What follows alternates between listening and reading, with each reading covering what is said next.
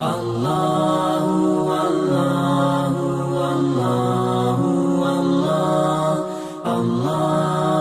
اللہ اللہ اللہ۔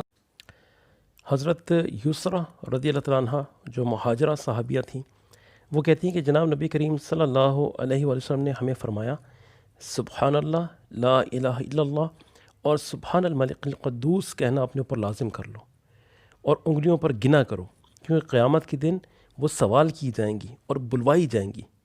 یہ تسبیحات پڑھنے سے غافل نہ ہونا ورنہ رحمت سے محروم رہ جاؤ گی۔ اور یہ ترمذی کی حدیث 2835 ہے۔ جیسے ہمارے سارے بدن کے اعضاء گواہی دیں گے اور بولیں گے، انگلیاں بھی ہماری بولیں گی اور گواہی دیں گی اور ان سے پوچھا جائے گا۔ اس حدیث سے ہمیں یہ بھی کلو ملتا ہے اور یہ بھی رہنمائی ملتی ہے کہ یہ جو تسبیحات ہیں یہ لازمی پڑھنی چاہیے، کیونکہ ان سے فرمایا تھا کہ غافل نہ ہونا ان تسبیحات کے پڑھنے سے۔ تو جو بھی سسٹرز یہ سن رہی ہیں وہ یہ لازم کر لیں اپنے اوپر یہ تسبیحات پڑھنا۔ اس کے علاوہ جناب نبی کریم صلی اللہ علیہ وآلہ وسلم نے سورۃ الزلزال کی آیت یومئذ تحدث اخبارہا، اس روز زمین اپنی خبریں بیان کرے گی، یہ تلاوت فرمائی اور صحابہ کرام سے پوچھا کیا تم جانتے ہو زمین کیا خبریں دے گی یا زمین کی خبریں کیا ہوں گی؟ صحابہ کرام نے عرض کیا اللہ اور اس کا رسول صلی اللہ علیہ وسلم ہی بہتر جانتے ہیں۔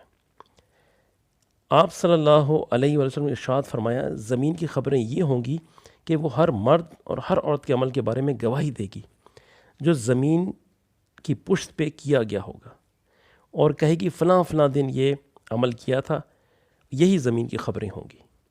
اس حدیث سے بھی ہماری سیکھ یہ ہے کہ ایک تو گناہوں پہ ہر وقت توبہ اور سرنڈر، کیونکہ جس جگہ پہ جو گناہ کیا ہوگا چاہے وہ چھوٹا ہے یا بڑا ہے، زمین بھی اس کی گواہی دے گی۔ جس لمحے ہم توبہ کر لیں گے، سرنڈر کر لیں گے، تو زمین سے وہ بھلا دیا جائے گا۔ تو اس لیے توبہ کی حالت میں رہیں اور حد المقدور کوشش کریں کہ گناہوں سے بچیں۔